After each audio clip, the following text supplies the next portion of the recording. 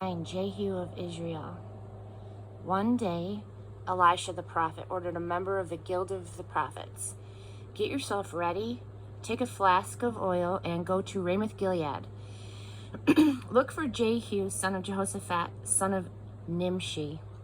When you find him, get him away from his companions and take him to a back room.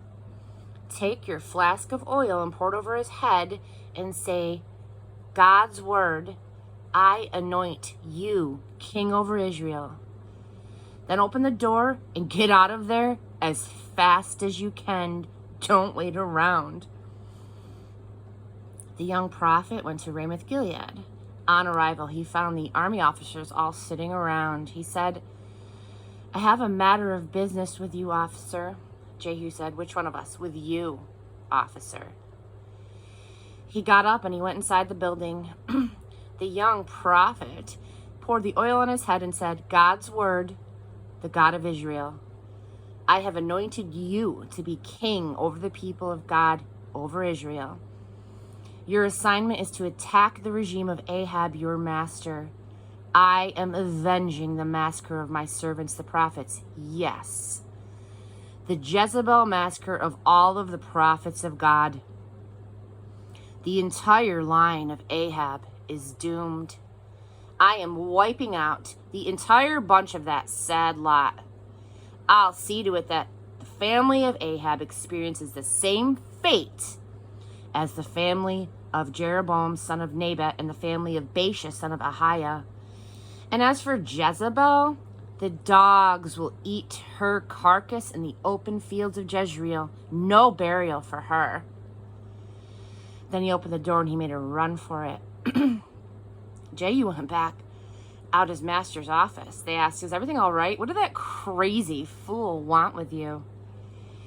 He said, "You know that kind of man. He's all talk." "That's a lie," they said. "Tell us what's going on." He said, "He told me this and this and this. In effect, God's word, I anoint you king of Israel." They sprang into action. Each man grabbed his robe. They piled them at the top of the steps for a makeshift throne. Then they blew the trumpet and declared, "Jehu is king." That ignited the conspiracy of Jehu, son of Jehoshaphat, son of Nimshi, against Joram. Meanwhile, Joram and the entire army were defending Ramoth Gilead against Hazael, king of Aram, except that Joram had pulled back to Jezreel to convalesce from the injuries that he got from the Arameans in the battle with Hazael, king of Aram. Jehu said, "If you really want me as king, don't let anyone sneak out of the city and blab the news in Jezreel." Then Jehu mounted a chariot and he rode to Jezreel, where Joram was in bed resting. King Ahaziah of Judah had come down to visit Joram. A sentry, standing duty on the watchtower in Jezreel, saw the company of Jehu arrive. He said, "I see a band of men." Joram said, "Get a horseman and send him out to meet them and inquire, is anything wrong?" The horsemen went out to meet Jehu, and he said, "The king wants to know if there's anything wrong." And Jehu said, "What's it to you whether things are right or wrong? Fall in behind me." The sentry said, "The messenger reached them, but he's not returning." The king then sent a second horseman. When he reached them, he said, "The king wants to know if there's anything wrong." Jehu said, What is it to you whether things are right or wrong? Fall in behind me."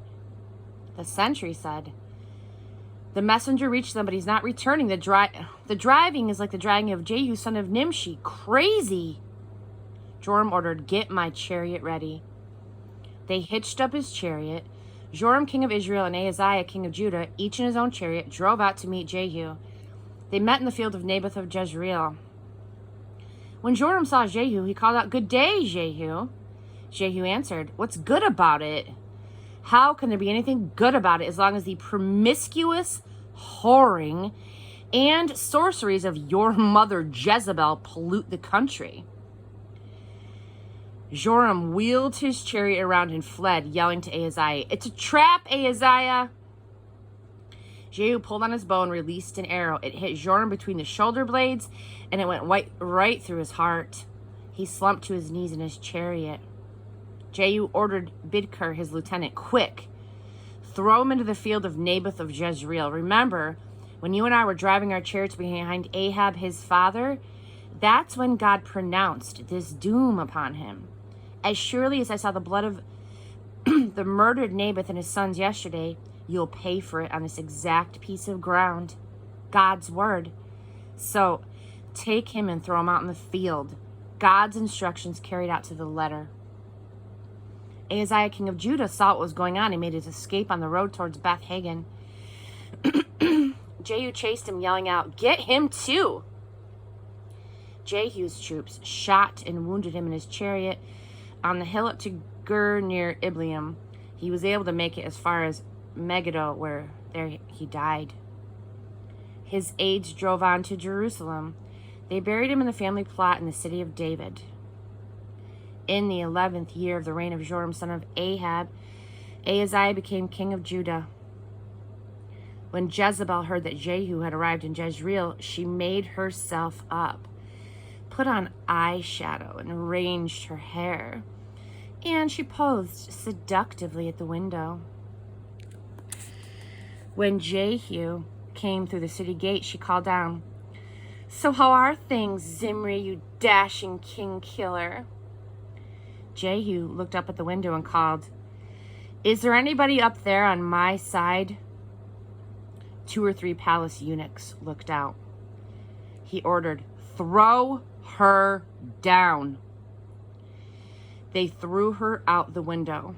Her blood spattered the wall and the horses, and Jehu trampled her under his horse's hooves.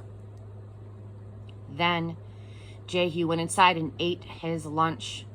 During lunch, he gave orders, Take care of